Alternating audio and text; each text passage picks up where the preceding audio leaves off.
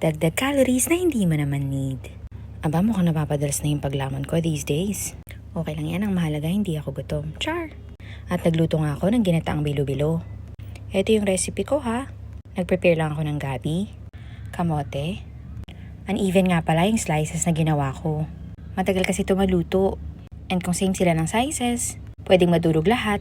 Gusto ko may buo-buo pa sa mga ingredients. Nagprepare din ako ng saging na saba.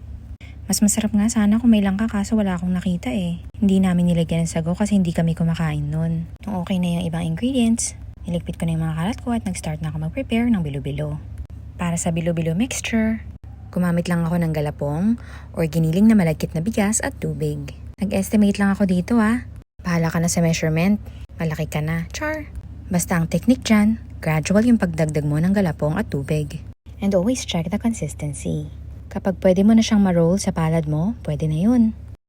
Magpakulo ka na ng tubig, gata at asukal. Kapag kumulo na siya, ilagay mo na yung bilo-bilo, gabi at kamote. Ikaw bahala kung anong gusto mong unahin. Kung ako ba o siya, char? Bahala ka na basta kung ano man yung unahin mo dyan sa mga ingredients na yan, ayun yung unang maluluto. 1 can ng coconut cream at 2 coco mama nga yung nagamit ko. Mas masarap siya kapag fresh na gata ginamit mo. Mga 1 hour ko din siyang niluto. Pero sulit naman yung pagod ko kasi ang sarap.